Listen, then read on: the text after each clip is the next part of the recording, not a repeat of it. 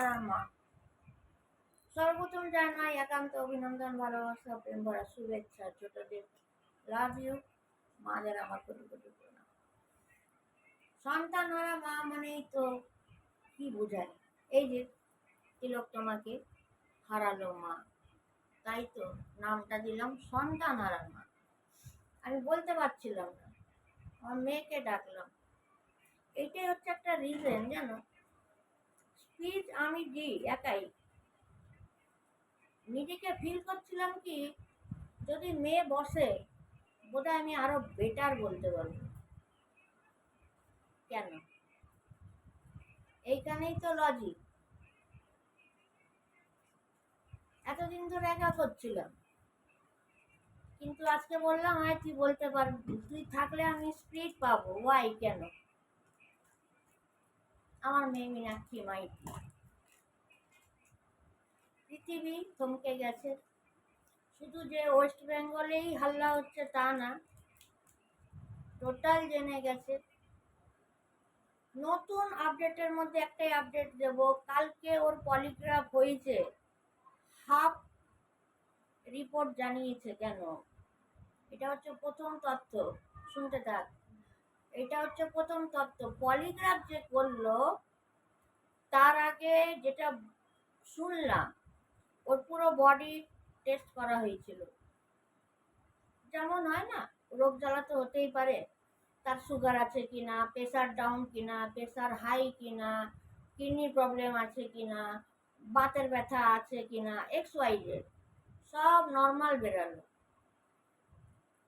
তারপরে যখন পলিগ্রাফটা করলো 4 ঘন্টায়, রিপোর্টটা হাফ। দ্বিতীয় পলিগ্রাফ 3 দিন ধরে করবে, এটা তো হয় না। এর পেছনের বড় রাজ কি? 3 দিন ধরে কেন পলিগ্রাফ হবে? যদি 3:40 যদি রেপিস্টরা রেপ করে কিল করে চলে যায়, সাডেনলি তার আধ ঘন্টার মধ্যেই যদি মানুষ দেওয়াল ভেঙে দিয়ে 24 ঘন্টার মধ্যে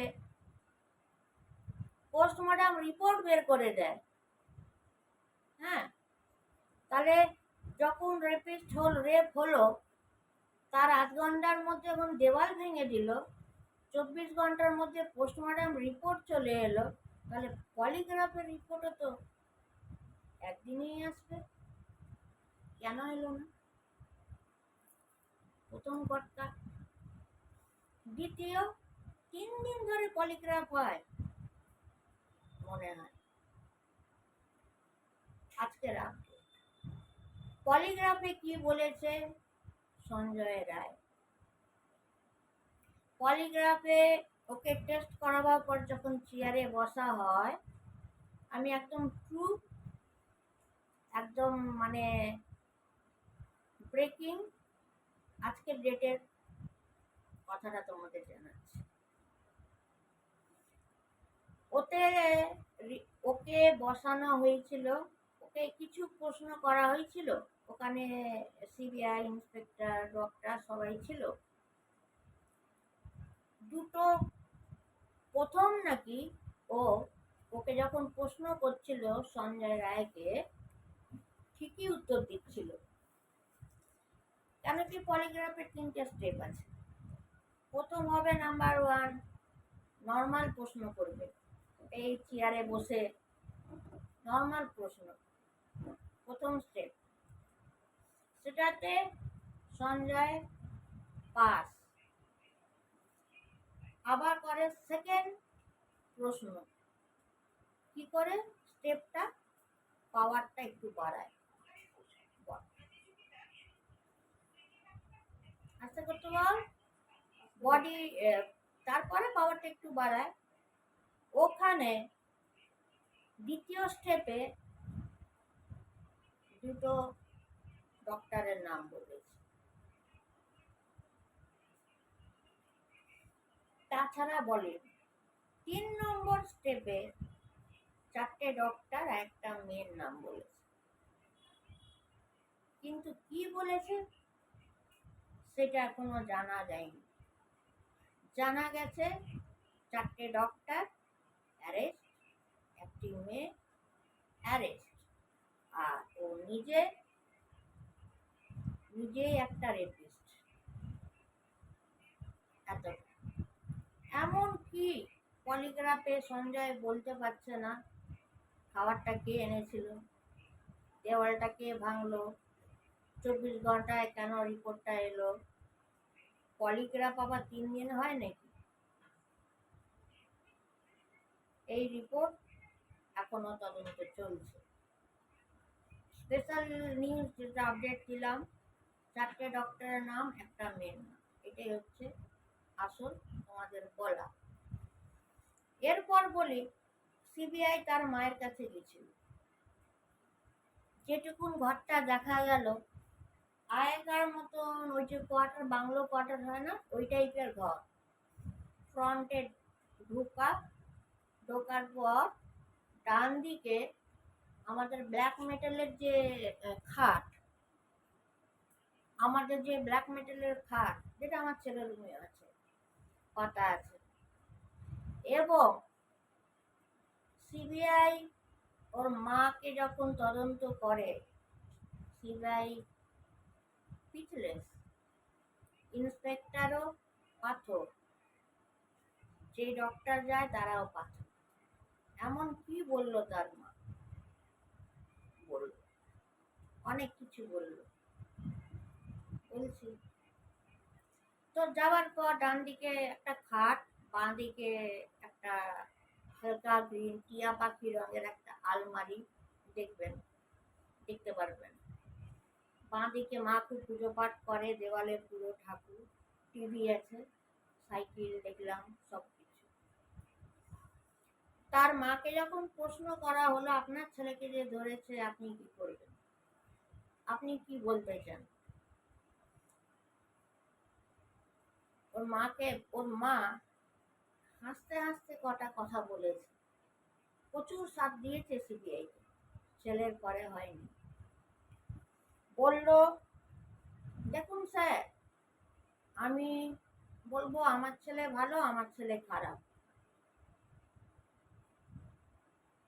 কিন্তু কি করেছে আমি জানি না, কিন্তু আগে কি কি ঘটিয়েছে সেটা আমি বলতে পারি। যেমন ওরা 3 ভাই 1 বোন ছিল, 2 ভাই মারা গেছে, বোনটাও মারা গেছে। কি করে? মার্ডার।